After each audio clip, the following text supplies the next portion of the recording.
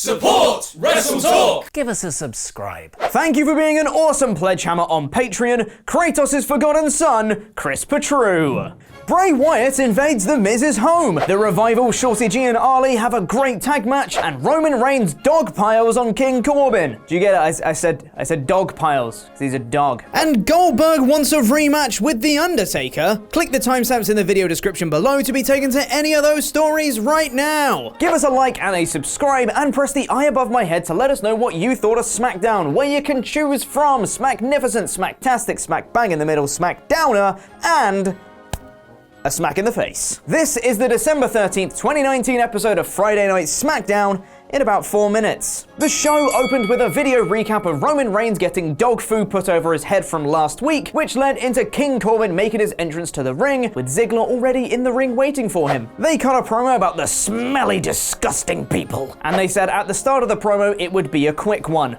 They were liars. Roman Reigns has been unchained this week, but Corbin and Ziggler have made sure he won't make it into the arena because they have every window and entrance covered. Yes, I'm sure your security guards will keep him out. They eventually were interrupted by the New Day, who ran down Corbin before Corbin called out Kingston, losing the WWE Championship in 7 seconds to Brock Lesnar.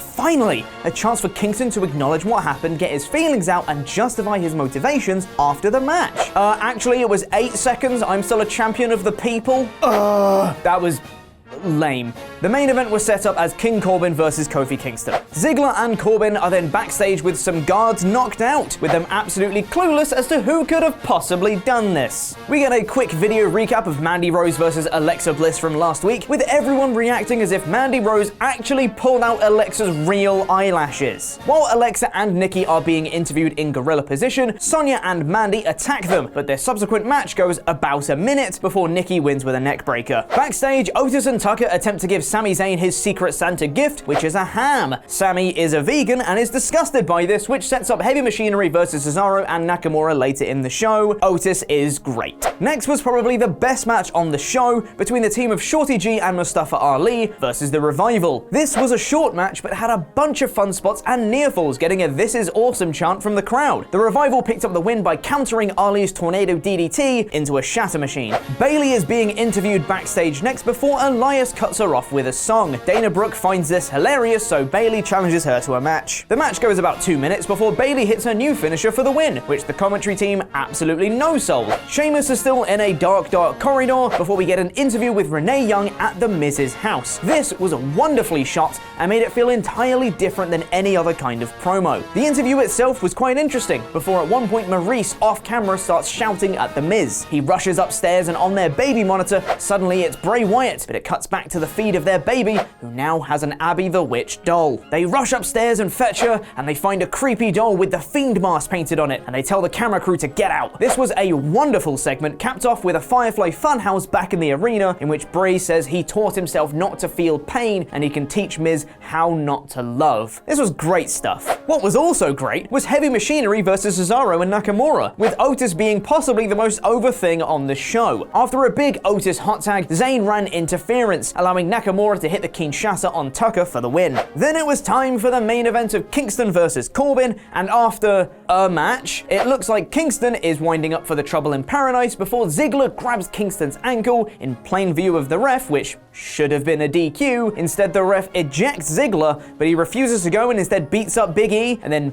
Kingston beats up Ziggler, and then Corbin takes out Kingston, and then that's when the ref decides to throw out the match. Big E then says they should have a tag match, and have a tag match they do, which was just as uneventful as the singles match that preceded it. The finish came after a wonderful little sequence when, who am I kidding, there wasn't a finish. Ziggler got out some handcuffs and Corbin put them on Kingston, so the ref threw out the match again. Kingston gets caught on the turnbuckle like Roman last week, and the Revival come from out of nowhere to hit a shatter machine on Big E. But what's this? Roman Reigns is here? But how did he get past all that security? He comes down and beats up literally everyone, including the Revival and Ziggler. Everyone except Corbin, that is. He chokeslams Ziggler off a small ladder through the announce table to end the show. For as bad as this story is with dog food and mascots, Reigns is getting some monster reactions from the crowd. This show had some really great stuff in the middle of the show, with the Bray Wyatt Miz angle title, the Revival Shorty G and Ali tag match, and the Heavy Machinery Cesaro and Nakamura tag match. But the rest of the show was bogged down by the Reigns and Corbin feud. Mainly Corbin though, and the frankly disrespectfully little time the women's division is being given. This show gets a smack bang in the middle. And now let's get into some news, and something very interesting has transpired on Stone Cold Steve Austin's WWE Network show, Steve Austin's Broken Skull Sessions. His guest was WWE Hall of Famer Goldberg, and the pair decided to play a little game of word association. Stone Cold said, "Vince McMahon." "Careful, Austin, you're not allowed to say his name, remember?" Goldberg responded with, "Thank you." Austin said, "Sting." Goldberg said, "Mentor." But interestingly, when Austin said Undertaker, Goldberg responded with, "I owe him a receipt." This, of course, plays off their match they had at Super Showdown in Saudi Arabia in June, where the pair had let's just call it a not great match. The intense heat really hampered the match, with both competitors struggling to battle it and get in their spots. Goldberg came out of that match with a bloody face, a concussion, and a loss to the Dead Man, courtesy of a botched tombstone and a small chokeslam that was more like a gentle put down. Goldberg has said for a while that he didn't want that match against Undertaker to be his last, and he rectified that wrong at SummerSlam with his match against Dolph Ziggler, which was about 100 times better. So now it seems Goldberg wants to have another go at the Phenom, hoping to right the wrong that was their Super Showdown botch fest. While it might be good to have the match that should have been between these two icons of the industry, the time may have also passed on that, and it may be better for both of their reputations to just leave it in the past. It's also worth noting that this took place on the WWE Network, and it's come to light in recent times that Vince McMahon doesn't like matches being built if they're not going to pay off, such as when Stone Cold and Brock Lesnar teased a match on the Stone Cold podcast. So one would assume there's either a very angry Vince McMahon right now, or this was something that was pre-approved to say on the show, as it's something that they plan on building to, maybe for their next Saudi Arabia show where they can do it all over again. The tease on Steve Austin's show had a fair amount of reaction from the wrestling world, including that one who always likes to include himself in anything relating to Goldberg, Matt Riddle. After the WrestleTalk Twitter account tweeted out the article relating to this story on WrestleTalk.com, the tweet said, "Goldberg has said he owes The Undertaker a receipt following their disastrous match earlier this year." WrestleTalk superfan Matt Riddle quote tweeted the tweet saying, "You spelled apology wrong. You owe Undertaker an apology, bro." This is most certainly not the first time Riddle has tweeted something disparaging against Goldberg, though, to play devil's advocate, it wasn't entirely Goldberg's fault that their Super Showdown match was that bad. Would you like to see Goldberg face The Undertaker again? And where would you like to see that happen if you do? Reply in the comments, because I'll be responding to people on my laptop for the first 30 minutes after this video goes live. Personally, I think it should take place at the most important show of the year, Fastlane.